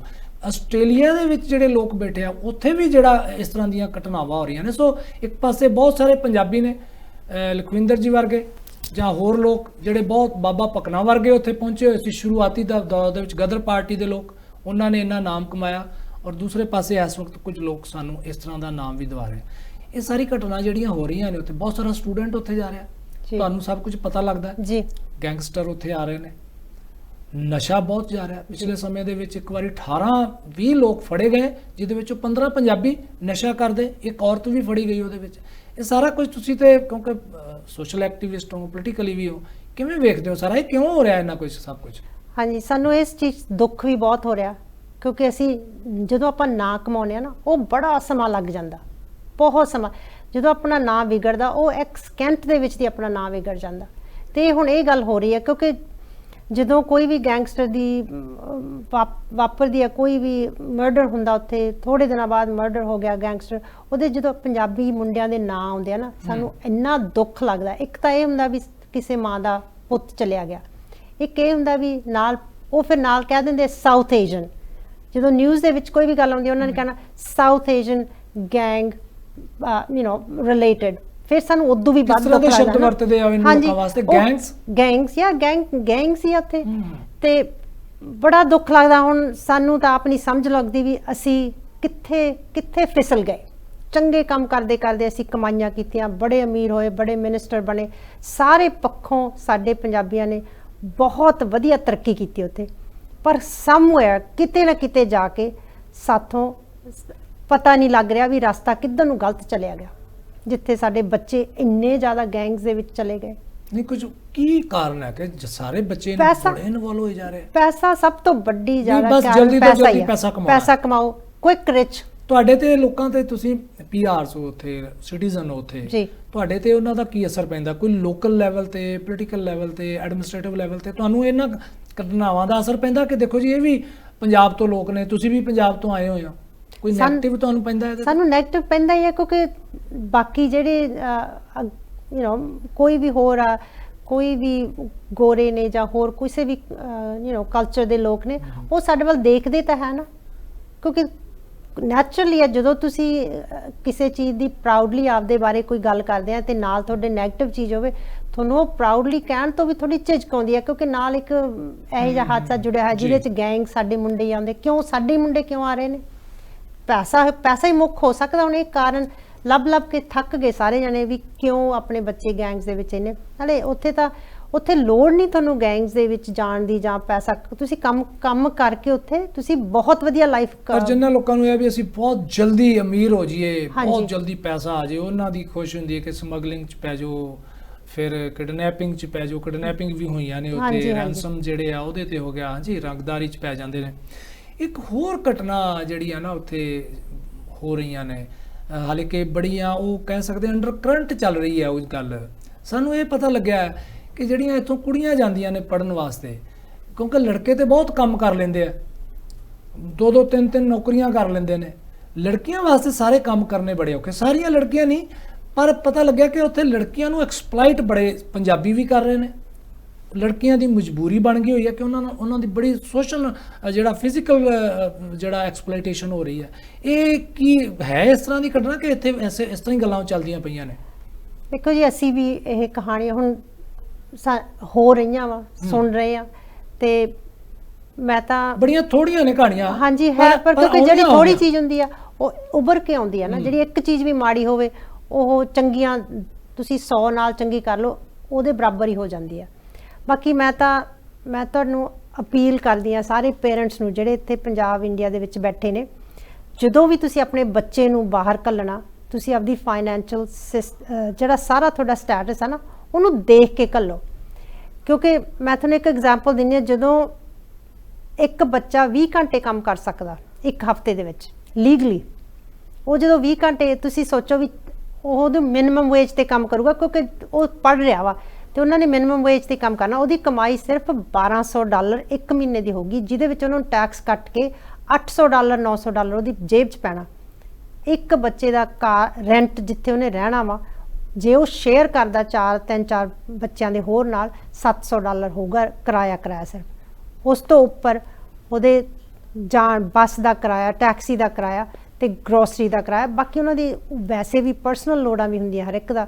ਪਰ ਤੁਸੀਂ ਇਹ ਸੋਚੋ ਵੀ ਉਹ ਪੈਸਾ ਤੇ ਬਾਕੀ ਫੀਸ ਬਹੁਤ ਹਾਈ ਨੇ। ਫੋਰਨ ਸਟੂਡੈਂਟਸ ਦੀ ਫੀਸ ਬਹੁਤ ਜ਼ਿਆਦਾ ਹਾਈ ਨੇ ਵਰਸਸ ਸਾਡੇ ਜਿਹੜੇ ਉੱਥੇ ਬੱਚੇ ਜੰਮੇ ਪਲੇ ਨੇ। ਸੋ ਇਸ ਕਰਕੇ ਜਦੋਂ ਤੁਸੀਂ ਬੱਚਿਆਂ ਨੂੰ ਉੱਥੇ ਇੱਕ ਵਾਰ ਤੁਸੀਂ ਇੱਥੋਂ ਘੱਲ ਦਿੰਦੇ ਕਿਰਾਇਆ ਦੇ ਕੇ, ਪਹਿਲੀ ਫੀਸ ਦੇ ਕੇ ਤੁਸੀਂ ਘੱਲ ਦਿੰਦੇ, ਤੁਸੀਂ ਇਹ ਸੋਚੋ ਵੀ ਅਗਲੀ ਫੀਸ ਕਿੱਥੋਂ ਆਊਗੀ ਤੇ ਉਹਨਾਂ ਦੇ ਰਹਿਣ ਸਹਿਣ ਦਾ ਖਰਚਾ ਕਿੱਥੋਂ ਆਊਗਾ, ਖਾਸ ਕਰਕੇ ਕੁੜੀਆਂ ਵਾਸਤੇ। ਫਿਰ ਉਹ ਕਈ ਵਾਰ ਕੁੜੀਆਂ ਮਜਬੂਰ ਹੋ ਜਾਂਦੀਆਂ। ਸੋ ਇਸ ਕਰਕੇ ਕਈ ਵਾਰ ਹੁਣ ਕਿਰਾਇਆ ਵੀ ਤਾਂ ਕਿਤੋਂ ਨਾ ਕਿਤੋਂ ਆਉਣਾ ਹੀ ਆ ਸਾਰਾ ਕੁਝ। ਪਰ ਮੈਂ ਇਹ ਨਹੀਂ ਕਹਿੰਦੀ ਵੀ ਬੱਚੇ ਉੱਥੇ ਗਲਤ ਨੇ, ਮਜਬੂਰ ਨੇ, ਗਲਤ ਨਹੀਂ ਗਏ, ਕਿਉਂਕਿ ਬੱਚੇ ਤਾਂ ਸਾਰੇ ਆਪਣੇ ਘਰਾਂ ਚੋਂ ਹੀ ਗਏ ਹੋਏ ਨੇ। ਸੋ ਇਸ ਕਰਕੇ ਆਪਾਂ ਨੂੰ ਇਹ ਚੀਜ਼, ਇੱਥੇ ਵੀ ਕੁਛ ਨਹੀਂ ਘੱਟ ਆ, ਇੱਥੇ ਕਿਸੇ ਚੀਜ਼ ਦੀ ਪੰਜਾਬ ਦੇ ਵਿੱਚ ਮੈਂ ਹੁਣ ਦੇਖ ਕੇ ਚੱਲੀ ਆ। ਤੁਹਾਡੇ ਇਸ ਗੱਲ ਨਾਲ ਸਹਿਮਤ ਨਹੀਂ ਹੋਣਾ ਲੋਕਾਂ ਨੇ ਕਿ ਪੰਜਾਬ 'ਚ ਘਾਟਾ ਨਹੀਂ, ਜੇ ਘਾਟਾ ਹੁੰਦਾ ਤਾਂ ਚਾਹੁੰਦੇ ਕਿਉਂ? ਪਰ ਇਹੀ ਤਾਂ ਗੱਲ ਆ, ਦਿਖ ਨਹੀਂ ਰਿਹਾ ਕੁਛ। ਜੇ ਤੁਸੀਂ ਦੇਖੋ ਹਤਾਸ਼ ਹੋਏ ਪਏ ਨੇ। ਹਾਂ, ਕਿਉਂਕਿ ਦੂਸਰਾ ਗੁਆਂਢੀ ਬੱਚਾ ਚਲਿਆ ਗਿਆ, ਬਸ ਤੁਹਾਨੂੰ ਉਹੀ ਦਿਖ ਰਿਹਾ ਵੀ ਉਹ ਚਲਿਆ ਗਿਆ। ਇਹ ਨਹੀਂ ਦੇਖ ਰਹੇ ਵੀ ਇੱਥੇ ਰਹਿ ਕੇ ਵੀ ਅਸੀਂ ਕਿਵੇਂ ਐਸਟੈਬਲਿਸ਼ ਹੋ ਸਕਦੇ ਹਾਂ। ਜੇ ਅਸੀਂ ਉਹੀ ਇਨਸਾਨ ਆ ਅਸੀਂ ਉੱਥੇ ਜਾ ਕੇ ਵੀ ਅਸੀਂ ਆਪਣੇ ਆਪ ਨੂੰ ਉੱਥੇ ਐਸਟੈਬਲਿਸ਼ ਕਰਦੇ, ਇੱਥੇ ਕਿਉਂ ਨਹੀਂ ਕਰ ਸਕਦੇ? ਲੋੜਾਂ ਤਾਂ ਇੱਥੇ ਵੀ ਸੇਮ ਬਰਾਬਰ ਨੇ। ਉੱਥੇ ਕਿਹੜਾ ਸਾਰੇ ਗਵਰਨਮੈਂਟ ਜੌਬ ਕਰਦੇ ਆ? ਉੱਥੇ ਲੋਕਾਂ ਦੀਆਂ ਸੈਲਫ ਮੇਡ ਨੇ, ਸਮਾਲ ਬਿਜ਼ਨੈਸਿਸ ਨੇ, ਹੋਰਾਂ ਕੰਮਾਂ 'ਚ ਜੌਬ ਕਰਦੇ ਆ। ਇੱਥੇ ਵੀ ਸਭ ਕੁਝ ਉਹੀ ਕੁਛ ਆ, ਪਰ ਤੁਹਾਨੂੰ ਦੇਖਣ ਦੀ ਜ਼ਰੂਰਤ ਆ ਤੇ ਤੁਹਾਨੂੰ ਉਸ ਚੀਜ਼ ਨੂੰ। ਲਖਵਿੰਦਰ ਜੀ, ਤੁਹਾਨੂੰ ਸਵਾਲ ਕਰ ਸਕਦੇ ਸਾਡੇ ਦਰਸ਼ਕ? ਹਾਂਜੀ। ਤੁਸੀਂ ਸਾਨੂੰ ਤਾਂ ਕਹਿ ਰਹੇ ਹੋ ਵੀ ਉੱਥੇ ਆਉਣ ਦੀ ਲੋੜ ਨਹੀਂ, ਇੱਥੇ ਪੰਜਾਬ 'ਚ ਸਭ ਕੁਝ ਹੈ, ਫਿਰ ਤੁਸੀਂ ਕਿਉਂ ਨਹੀਂ ਆ ਜਾਂਦੇ? ਕਿਉਂਕਿ ਸਾਡੀ ਪ੍ਰੈਜ਼ੈਂਟ ਜਿਹੜੀ ਗਵਰਨਮੈਂਟ ਹੈ ਨਾ ਮਾਨ ਸਾਹਿਬ ਦੀ, ਉਹ ਕਹਿੰਦੇ ਕਿ ਮੈਂ ਪੰਜਾਬ ਇਹੋ ਜਿਹਾ ਬਣਾ ਦੇਣਾ ਕਿ ਲੋਕ ਜਿਹੜੇ ਆ ਉਹ ਪੰਜਾਬ 'ਚ ਵਾਪਸ ਆਉਣਾ ਚਾਹਣਗੇ। ਜ਼ਰੂਰ ਜ਼ਰੂਰ। ਤੁਸੀਂ ਕਦੇ ਪਸੰਦ ਕਰੋਗੇ ਅਗਰ ਇਸ ਸਥਿਤੀ ਹੋ ਜਾਏ? ਮੈਂ ਜਿੰਨੀ ਵਾਰ ਇੱਥੋਂ ਪੰਜਾਬ ਤੋਂ ਜਾਂਦੀ ਹਾਂ ਮੈਨੂੰ ਬਹੁਤ ਚੰਗਾ ਲੱਗਦਾ। ਮੈਂ ਤਾਂ ਪਿੰਡ ਰਹਿਣਾ ਵੀ ਬਹੁਤ ਚੰਗਾ ਲੱਗਦਾ। ਗੱਲ ਹੈ ਵੀ ਤੁਹਾਡੇ ਚੋਂ ਪਿੰਡ ਨਹੀਂ ਨਿਕਲਦਾ। ਹਾਂਜੀ। ਪਰ ਇਹ ਕਿ ਸਥਿਤੀਆਂ ਇਹੋ ਜਿਹੀਆਂ ਅਗਰ ਹੋ ਜਾਣ ਇੱਥੇ ਤੇ ਪ੍ਰਮਾਤਮਾ ਕਰੇ ਕਿ ਇੱਥੇ ਹੀ ਲੋਕੀ ਰਹਿਣ, ਬੱਚਿਆਂ ਨੂੰ ਨਾ ਉੱਥੇ ਜਾ ਕੇ ਧੱਕੇ ਖਾਣੇ ਪੈਣ। ਇੱਕ ਉੱਥੇ ਮੂਵਮੈਂਟ ਬੜੀ ਚੱਲਦੀ ਹੈ ਜਿਹਦਾ ਅਸਰ ਪੰਜਾਬ 'ਚ ਹੁੰਦਾ, ਉਹ ਖਾਲਿਸਤਾਨ ਵਾਲੀ ਮੂਵਮੈਂਟ ਹੈਗੀ ਆ। ਉਹਦੇ ਬਾਰੇ ਮੈਨੂੰ ਬਹੁਤ ਜ਼ਿਆਦਾ ਨਹੀਂ ਪਤਾ ਜੀ, ਪਰ ਉੱਥੇ ਦੇ ਕਿਉਂਕਿ ਬੜੇ ਸਾਰੇ ਲੋਕ ਉੱਥੇ ਨਿਊਜ਼ਪੇਪਰ ਵੀ ਕੱਢਦੇ ਆ, ਪਬਲਿਸਿਟੀ ਵੀ ਹੁੰਦੀ ਹੈ, ਉੱਥੇ ਨਹੀਂ ਪਤਾ ਲੱਗਦਾ ਲੋਕਾਂ ਨੂੰ ਇਹਨਾਂ ਗੱਲਾਂ ਦਾ। ਨਹੀਂ, ਉੱਥੇ ਤਾਂ ਇੰਨਾ ਹੈ ਨਹੀਂ। ਉੱਥੇ ਤਾਂ ਅਸੀਂ ਲੋਕ ਇੰਨੇ ਬਿਜ਼ੀ ਆ, ਇੰਨੀ ਲਾਈਫ ਆਪਦੀ ਡੇ ਟੂ ਡੇ ਦੇ, ਜਿਹੜਾ ਤੁਸੀਂ ਜੌਬ ਕਰੋ ਫਿਰ ਵੀਕਐਂਡਸ ਤੇ ਆਪਦਾ ਫੰਕਸ਼ਨ, ਕਿਉਂਕਿ ਇੱਥੇ ਫੰਕਸ਼ਨ ਤਾਂ ਵਿਆਹਾਂ ਦੇ ਘੱਟ ਗਏ, ਉੱਥੇ ਤਾਂ ਲੋਕੀ 7-7 8-8 9-9 10-10 ਦਿਨ ਵਿਆਹ ਦਾ ਹੀ ਫੰਕਸ਼ਨ ਕਰੀ ਜਾਂਦੇ ਆ। ਉੱਥੇ ਲੋਕ ਬਹੁਤ ਖੁਸ਼ ਨੇ ਤੇ ਕਈ ਵਾਰ ਕਈ ਚੀਜ਼ਾਂ ਗੱਲਾਂ ਹੁੰਦੀਆਂ ਜਿਹੜੀਆਂ ਉੱਥੇ ਸਾਨੂੰ ਪਤਾ ਹੀ ਨਹੀਂ ਹੁੰਦਾ ਤੇ ਇੱਥੇ ਪੰਜਾਬ ਦੇ ਵਿੱਚ ਹੁੰਦਾ ਤੇ ਵਾਈਸ ਵਰਸਾ। ਅੱਛਾ, ਕੀ ਪੰਜਾਬੀ ਕਲਚਰ ਨੂੰ ਉੱਥੋਂ ਦੇ ਜਿਹੜੇ ਲੋਕਲਸ ਨੇ ਲਾਈਕ ਕਰਦੇ? ਬਹੁਤ ਲਾਈਕ ਕਰਦੇ ਆ। ਸੋ ਇਹ ਸਾਡੀ ਸਟਰੈਂਥ ਹੈ ਜੀ, ਸਾਡਾ ਕਲਚਰ ਜੀ ਸਾਡੀ ਸਟਰੈਂਥ ਹੈ। ਸਾਡਾ ਹੱਸਣਾ, ਨੱਚਣਾ, ਖਾਣਾ ਪੀਣਾ, ਰਹਿਣ ਦਾ ਸਟਾਈਲ, ਖੁੱਲੇ ਥਾਵਾਂ ਤੇ ਰਹਿਣਾ। ਸਾਡੇ ਪੰਜਾਬੀ ਇੱਥੋਂ ਜੀਪਾਂ ਲੈ ਕੇ ਜਾ ਰਹੇ ਨੇ, ਟਰੈਕਟਰ ਲੈ ਕੇ ਜਾ ਰਹੇ ਨੇ, ਗੱਡੇ ਜਾ ਰਹੇ ਨੇ, ਉੱਥੇ ਤੰਦੂਰ ਜਾ ਰਹੇ ਨੇ, ਮੰਜੇ ਜਾ ਰਹੇ ਨੇ। ਮੈਨੂੰ ਲੱਗਦਾ ਉੱਥੇ ਭੱਠੀਆਂ ਵੀ ਲੈ ਕੇ ਹੋਣੇ ਨੇ ਦਾਰੂ ਕੱਢਣ ਵਾਲੀਆਂ, ਉੱਥੇ ਬਣਾ ਲੈਂਦੇ ਹੋਣੇ ਆ। ਸੋ ਕਲਚਰ ਸਾਡਾ ਬੜੀ ਵੱਡੀ ਸਟਰੈਂਥ ਹੈ। ਜੇ ਇਹਨੂੰ ਤੁਸੀਂ ਉੱਥੇ ਜਾ ਕੇ ਪ੍ਰਮੋਟ ਕਰਕੇ ਬਚਾ ਕੇ ਰੱਖਦੇ ਹੋ, ਮੈਂ ਸਮਝਦਾ ਤੁਹਾਡੀ ਉੱਥੇ ਬਹੁਤ ਵੱਡੀ ਪਹਿਚਾਣ ਬਣਦੀ ਹੈ। ਪਰ ਜਦੋਂ ਨਾਲ ਦੀ ਨਾਲ ਉੱਥੇ ਵੱਖਵਾਦੀ ਖਾਲਿਸਤਾਨ ਵਾਲੇ ਉੱਥੇ ਬੈਠ ਕੇ ਕੰਮ ਕਰਦੇ ਆ, ਕੋਈ ਪੰਜਾਬ 'ਚ ਸੁਨੇਹਾ ਆਉਂਦਾ, ਗੈਂਗਸਟਰ ਉੱਥੇ ਕੰਮ ਕਰਦੇ ਆ, ਸਾਡੀਆਂ ਕੁੜੀਆਂ ਨਾਲ ਉੱਥੇ ਜ਼ਿਆਦਤੀ ਹੁੰਦੀ ਹੈ, ਸਾਡੇ ਮੁੰਡਿਆਂ ਦੇ ਉੱਥੇ ਕਤਲ ਹੋ ਰਹੇ ਨੇ, ਨਸ਼ੇ ਨਾਲ ਓਵਰਡੋਜ਼ ਹੋ ਰਹੇ ਨੇ, ਫਿਰ ਜਿਹੜੇ ਪਿੱਛੇ ਲੋਕ ਬੈਠੇ ਆ ਉਹਨਾਂ ਦਾ ਤੇ ਮਨ ਉਦਾਸ ਹੁੰਦਾ ਹੀ ਆ, ਪੰਜਾਬੀਆਂ ਦੀ ਵੀ ਬਦਨਾਮੀ ਹੁੰਦੀ ਆ ਉਹਦੇ ਵਿੱਚ। ਸੋ ਕੋਈ ਗੱਲ ਤੁਹਾਨੂੰ ਲੱਗਦਾ ਹੋਵੇ ਕਿ ਤੁਸੀਂ ਆਪਾਂ ਇਸ ਦੇ ਵਿੱਚ ਰਹਿ ਗਈ ਹੋਵੇ, ਸਾਂਝੀ ਕਰਨੀ ਚਾਹੁੰਦੀ ਹੋਵੋ, ਤਾਂ ਨਹੀਂ ਮੈਂ ਤੁਹਾਡੇ ਤੋਂ ਇਜਾਜ਼ਤ ਮੰਗਦਾ। ਬਸ ਜੀ, ਥੈਂਕ ਯੂ ਤੁਹਾਡਾ ਬਹੁਤ। ਕੀ ਕਹਿਣਾ ਚਾਹੋਗੇ ਸਾਡੇ ਦਰਸ਼ਕਾਂ ਨੂੰ? ਮੈਂ ਤਾਂ ਇਹੀ ਕਹਿਣਾ ਚਾਹੂੰਗੀ ਵੀ ਤੁਸੀਂ ਪੰਜਾਬ ਦੇ ਵਿੱਚ ਇੱਥੇ ਸਭ ਕੁਝ ਕਰ ਸਕਦੇ ਆ। ਤੁਸੀਂ ਆਪਣੇ ਬੱਚਿਆਂ ਨੂੰ ਆਪਦੇ ਕੋਲ ਰੱਖੋ। ਦੇਖੋ, ਜਦੋਂ ਤੁਸੀਂ ਸੋਚਦੇ ਆ ਵੀ ਸਾਡਾ ਬੱਚਾ ਚਲਾ ਗਿਆ, ਇੱਥੇ ਮੈਂ ਦੇਖਿਆ ਘਰ ਘਰ ਖਾਲੀ ਹੋਏ ਪਏ ਨੇ, ਜਿੰਦੇ ਲੱਗੇ ਪਏ ਨੇ ਘਰਾਂ ਦੇ ਵਿੱਚ, ਜਾਂ ਕਈ ਘਰਾਂ ਦੇ ਵਿੱਚ ਸਿਰਫ 2-2 ਜਣੇ ਬੈਠੇ, ਉਹਨਾਂ ਦੇ ਬੱਚੇ ਬਾਹਰ ਨੇ। ਤੁਹਾਡੀ ਲਾਈਫ ਕੀ ਆ? ਤੁਸੀਂ ਇਹ ਸੋਚੋ। ਆਪਾਂ ਪੈਸੇ ਦੀ ਖਾਤਰ ਬਹੁਤ ਕੁਝ ਕਰਦੇ। ਤੁਸੀਂ ਕਹੋਗੇ ਤੂੰ ਕਿਉਂ ਗਈ ਸੀ? ਮੈਂ ਤਾਂ ਛੋਟੀ ਸੀ, ਮੈਂ ਤਾਂ 8 ਸਾਲ ਦੀ ਬੱਚੀ ਸੀ, ਮੇਰੇ ਕੋਲ ਤਾਂ ਕੋਈ ਚੁਆਇਸ ਨਹੀਂ ਸੀ। ਪਰ ਮੈਂ ਤੁਹਾਨੂੰ ਚੁਆਇਸ ਦਿੰਨੀ ਆ ਵੀ ਤੁਸੀਂ ਆਪਦੇ ਬੱਚਿਆਂ ਨੂੰ ਕੋਲੇ ਰੱਖੋ। ਲਾਈਫ ਤਾਂ ਆਪਣੇ ਬੱਚਿਆਂ ਦੇ ਨਾਲ ਹੀ ਹੈ। ਜੇ ਤੁਸੀਂ 5 ਸਾਲ ਆਪਦੇ ਬੱਚੇ ਨੂੰ ਨਾ ਦੇਖਿਆ, 40 ਸਾਲ ਦੇ ਵਿੱਚ 4 ਵਾਰਾਂ ਦੇਖਿਆ ਤੁਸੀਂ ਆਪਣੇ ਬੱਚੇ ਨੂੰ, ਤੁਸੀਂ ਆਪਣੇ ਬੱਚੇ ਨੂੰ ਦੇਖਿਆ ਕੀ? ਲਾਈਫ ਆਪਣੇ ਬੱਚਿਆਂ ਦੇ ਨਾਲ ਹੁੰਦੀ ਹੈ। ਸੋ ਬਹੁਤ ਬਹੁਤ ਸ਼ੁਕਰੀਆ। ਹੋ ਸਕਦਾ ਤੁਹਾਡੀ ਇਸ ਗੱਲ ਨਾਲ ਸਾਡੇ ਬਹੁਤੇ ਪੇਰੈਂਟਸ ਸਹਿਮਤ ਨਹੀਂ ਹੋਣ, ਕਿਉਂਕਿ ਕਈਆਂ ਨੇ ਤੇ ਅਰਜ਼ੀਆਂ ਪਾਈਆਂ ਹੋਣੀਆਂ ਨੇ, ਕਈ ਪਾਸਪੋਰਟ ਬਣਾ ਰਹੇ ਹੋਣੇ ਨੇ, ਤਿਆਰੀ ਚ ਹੋਣੇ ਨੇ ਜਾਣ ਦੇ। ਲੇਕਿਨ ਇਹ ਕਿ ਪੰਜਾਬੀ ਜਿਹੜੇ ਆ ਉਹ ਜਿਹੜੇ ਆ ਨਾ ਥੋੜੀ ਜਿਹੀ ਥਾਂ ਤੇ ਰਹਿ ਨਹੀਂ ਸਕਦੇ। ਉਹ ਜਦੋਂ ਅੰਗੜਾਈ ਲੈਂਦੇ ਆ ਨਾ, ਅੱਜ ਕੱਲ ਉਹਨਾਂ ਨੂੰ ਸ਼ੰਭੂ ਤੱਕ ਜਿਹੜੀ ਅੰਗੜਾਈ ਲੈਣੀ ਪੈਂਦੀ ਤੇ ਉਹ ਪੰਜਾਬ ਛੋਟਾ ਲੱਗਦਾ। ਉਹ ਵਿਸਥਾਰ ਮੰਗਦੇ ਆ, ਖਿਲਰਨਾ ਚਾਹੁੰਦੇ ਆ। ਪੰਜਾਬੀ ਜਿੱਥੇ ਜਾਣਗੇ ਉਹ ਆਪਣਾ ਪੰਜਾਬ ਬਣਾ ਤਾਂ ਲੈਣਗੇ, ਪਰ ਨਾਲ ਦੀ ਨਾਲ ਜਿਹੜੀਆਂ ਦੂਸਰੀਆਂ ਗੱਲਾਂ ਦੁੱਖ ਦੇਣ ਵਾਲੀਆਂ ਹੁੰਦੀਆਂ ਉਹ ਨਹੀਂ ਜਾਣੀਆਂ ਚਾਹੀਦੀਆਂ। ਸੋ ਕਿਸੇ ਦਿਨ ਅਸੀਂ ਆਸ ਕਰਦੇ ਹਾਂ ਕਿ ਪੂਰਾ ਵਿਸ਼ਵ ਜਿਹੜਾ ਉਹ ਪੰਜਾਬ ਬਣ ਜਾਏ, ਕਿਉਂਕਿ ਜਿਸ ਹਿਸਾਬ ਨਾਲ ਸਾਡੀ ਇੱਥੋਂ ਦੀ ਧਰਤੀ ਹੈ, ਸਾਡੇ ਲੋਕਾਂ ਦਾ ਰਿਵਾਜ ਹੈ, ਰਹਿਣ ਸਹਿਣ ਦੇ ਢੰਗ ਹੈ, ਆਦਤਾਂ ਹੈ, ਖੁੱਲ੍ਹਾਪਣ ਹੈ, ਹਰ ਇੱਕ ਨੂੰ ਐ ਜੱਫੀ ਪਾ ਕੇ ਮਿਲਣਾ, ਉਹ ਬੱਲੇ ਬੱਲੇ ਬੱਲੇ। ਹਾਂਜੀ, ਇਹ ਕਿਸੇ ਕੌਮ 'ਚ ਨਹੀਂ ਵੇਖਿਆ ਕਿ ਜਦੋਂ ਪੰਜਾਬੀ ਭਾਵੇਂ ਜਾਣਦਾ ਨਾ ਹੋਵੇ, ਕੈਨੇਡਾ 'ਚ ਪੰਜਾਬੀ ਮਿਲ ਜੇ ਜਾਂ ਸਾਊਥ ਇੰਡੀਆ 'ਚ ਜਾ ਕੇ ਪੰਜਾਬੀ ਨੂੰ ਪੰਜਾਬੀ ਮਿਲ ਜੇ, ਜੱਫੀ ਪਾ ਕੇ ਮਿਲਦੇ ਆ। ਤੁਸੀਂ ਤੁਹਾਨੂੰ ਸ਼ਾਇਦ ਮਤਲਬ ਮੈਂ ਇਹ ਕਹਿ ਸਕਦੀ, ਜਦੋਂ ਅਸੀਂ ਕਿਤੇ ਜਾਂਦੇ ਹਾਂ, ਜਦੋਂ ਪੰਜਾਬੀ ਦੇਖਦੇ ਅਸੀਂ ਇਹ ਨਹੀਂ ਕਹਿੰਦੇ ਵੀ ਪੰਜਾਬੀ, ਇਹ ਤਾਂ ਆਪਣਾ ਲੱਗਦਾ। ਇਹ ਲਫ਼ਜ਼ ਆਪਾਂ ਯੂਜ਼ ਕਰਦੇ ਆ ਨਾ। ਤੁਸੀਂ ਦੇਖੋ, ਹੋਰ ਕਿਸੇ ਜਾਤ ਦੇ ਵਿੱਚ ਇਹ ਨਹੀਂ, ਕੋਈ ਨਹੀਂ ਐਵੇਂ ਕਹਿੰਦਾ। ਆਪਾਂ ਹਮੇਸ਼ਾ ਆਪਣਾ ਹੀ ਕਹਿੰਦੇ ਆ।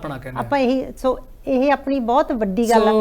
ਸਾਡੇ ਵੱਲੋਂ ਸ਼ੁਭ ਇਛਾਵਾਂ ਜਿਹੜੇ ਜਾ ਵੀ ਰਹੇ ਨੇ, ਜਿਹੜੇ ਉੱਥੇ ਵੀ ਨੇ ਕਿ ਚੰਗਾ ਕੰਮ ਕਰੋ, ਨਾਮ ਕਮਾਓ। ਤੇ ਸਾਡੀਆਂ ਲਖਵਿੰਦਰ ਜੀ ਲਈ ਵੀ ਸ਼ੁਭ ਇਛਾਵਾਂ ਕਿ ਬਹੁਤ ਜਲਦੀ ਅਸੀਂ ਇਹਨੂੰ ਤੁਹਾਨੂੰ ਆਉਣ ਵਾਲੇ ਸਮੇਂ ਦੇ ਵਿੱਚ ਉੱਥੋਂ ਦੀ ਕਿਸੇ ਕੈਬਨਿਟ ਦੇ ਵਿੱਚ ਜਿਹੜਾ ਉਹ ਕਿਸੇ ਵੱਡੇ ਅਹੁਦੇ ਦੇ ਉੱਤੇ ਵੇਖੀਏ। ਤੁਹਾਡਾ ਸਟੂਡੀਓ 'ਚ ਆਉਣ ਲਈ ਬਹੁਤ ਬਹੁਤ ਸ਼ੁਕਰੀਆ। ਸਾਡੇ ਚੈਨਲ ਵੱਲੋਂ ਤੁਹਾਡਾ ਬਹੁਤ ਬਹੁਤ ਧੰਨਵਾਦ ਜੀ। Thank you. ਸੋ ਇਸ ਦੇ ਨਾਲ ਹੀ ਅੱਜ ਦਾ ਇਹ ਪ੍ਰੋਗਰਾਮ ਇੱਥੇ ਹੀ ਸਮਾਪਤ ਕਰਨ ਦੀ ਮੈਨੂੰ ਦਿਓ ਇਜਾਜ਼ਤ, ਔਰ ਆਸ ਕਰਦੇ ਹਾਂ ਕਿ ਇਹ ਗੱਲਾਂ ਜਿਹੜੀਆਂ ਮੈਡਮ ਨੇ ਸਾਂਝੀਆਂ ਕੀਤੀਆਂ ਨੇ, ਜਿਹੜੀਆਂ ਚਿੰਤਾਵਾਂ ਇਹਨਾਂ ਨੇ ਸਾਂਝੀਆਂ ਕੀਤੀਆਂ ਨੇ, ਇਹਨਾਂ ਨੂੰ ਸਾਨੂੰ ਥੋੜਾ ਜਿਹਾ ਵਿਚਾਰਨਾ ਚਾਹੀਦਾ ਤੇ ਉਹਦੇ ਉੱਤੇ ਅਮਲ ਵੀ ਕਰਨ ਦੀ ਲੋੜ ਹੈ, ਤਾਂ ਕਿ ਜਿਹੜੇ ਸਾਡੇ ਬੱਚੇ ਉੱਥੇ ਜਾ ਰਹੇ ਨੇ ਉਹ ਇੱਕ ਵਧੀਆ ਭਵਿੱਖ ਲੈ ਕੇ ਉੱਥੇ ਜਾਣ, ਸੁਪਨੇ ਲੈ ਕੇ ਜਾਣ ਤੇ ਸੁਪਨੇ ਉਹਨਾਂ ਦੇ ਉੱਥੇ ਸਵੀਕਾਰ ਹੋਣ। ਬਹੁਤ ਬਹੁਤ ਸ਼ੁਕਰੀਆ।